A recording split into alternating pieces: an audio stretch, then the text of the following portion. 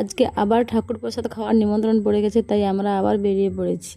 শুভ সকাল বন্ধুরা, তোমরা সবাই কেমন আছো? আমি ঝুমা আমার একটা নতুন ব্লগ নিয়ে তোমাদের সামনে চলে এলাম। আজকে সকাল থেকে ব্লগটা শুরু করলাম, শেষ পর্যন্ত দেখার অনুরোধ রইল।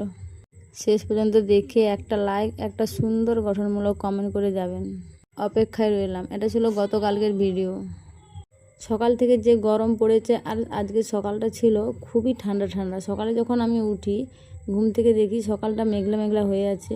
আর এই 2-3 দিন ভাবছি মুরগগুলোকে একটু ওআরএসের জল দেবো, তাই আজকে একটু দিয়ে দিলাম। দেখছি আজকে মেঘলা মেঘলা ওয়েদার। ওরা জল দেওয়ার সঙ্গে সঙ্গে কীরকম খাচ্ছে দেখো। এটা ছিল সকালের ডিউটি আমার। তারপরে চলে এলাম এদিকে। 2-3 দিনের দুধ জমা হয়ে আছে। আগের দিন দুধটা নষ্ট হয়ে গেছে, তারপরে 2 দিনের দুধ আমার ফ্রিজে জমা হয়ে আছে। 2 দিনেই নিমন্ত্রণ পড়েছে, তাই দুধ আর খাওয়া হয়নি। এদিকে দুধটা আমি জাল করে তারপরে দুধটা ছানা কাটিয়ে নেব। ছানা কাটিয়ে নিলে দুধটা খেলে বেশি কিছু হয় না। আজকে ছেলে মেয়েকে ওই ছানাটা দিয়েই মুড়িয়ে খাইয়ে দেবো। দুধটা খেলে কি হয়, খাবার বাড়িয়ে তেলাক্ত জিনিস খাবে, তো তাই দুধ খাওয়াটা উচিত না। এই পাউডারটা দিয়ে আমি মাঝে মাঝে ছানা কাটিয়ে দিই। দেখো দুধটা সুন্দরভাবে কেটেও যাবে এই পাউডারটা দিলে। লেবু দিয়ে কাটালে কি হয় বলো তো, মাঝে মাঝে টক উঠে, ওই টকটা মাঝে মাঝে ছেলেমেয়েরা খাবে, তো ছোটো ছোটো বাচ্চা অ্যাসিডও হয়ে যেতে পারে। সুন্দরভাবে ছানাটা দেখো কেটে গেছে দুধটা। আর এদিকে আমি ছেঁকে সুন্দর করে ওদের জন্য রেখে দেবো। ওরা স্কুল থেকে বাড়ি ফিরে তারপরে খাবে।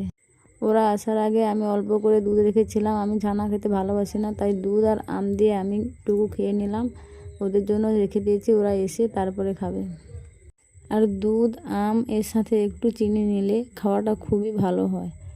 আর এই দেখো ওরা চলে এসেছে, ওদেরকেও খাবে দেবো। মেয়ে এখনও আসেনি, ছেলে এসেছে, ছেলেকে খাওয়াবো। আর এই নতুন শাড়িটা আজকে বের করেছি।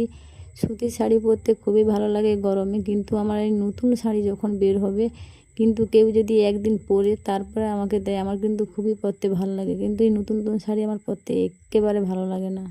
ওকে খাওয়াতে আমার আধা ঘন্টা চলে যায়। ওকে খাওয়ানো শেষ করে তারপরে নিজে বেরিয়ে পড়লাম। ওকেও বের করে দিয়েছি। তারপরে দেখো কিছুক্ষণ বাদে 11:30টার দিকে ওটা হবে। প্রচুর পরিমাণে মেঘ ও বৃষ্টি হতে আরম্ভ করেছে। বৃষ্টিটা এলো 12টার দিকে, 12:30টার দিকে। আর এদিকে আমরা খাওয়া দাওয়া করে চলে এসেছি। ওর জন্য একটু নিয়েও এসেছি, কেননা ও ওখানে ঠিকঠাক খেতে পারে না, তাই একটু নিয়ে এসেছি, বাড়ির সামনে তো তাই। আর এদিকে সন্ধেবেলা আবার দেখো আমাদের মেনু হচ্ছে চিংড়ি মাছ, পটল দিয়ে, আলু দিয়ে, চিংড়ি মাছের পটল চিংড়ি। আর 2 পিস মাছ ছিল, সেইটা হলো মাখা। আজকে এই পর্যন্ত, আবার অন্য কোনো ভিডিও নিয়ে দেখা হচ্ছে। ভালো লাগলে একটি লাইক, একটি কমেন্ট দিয়ে পাশে থেকো। আমিও তোমাদের পাশে আছি।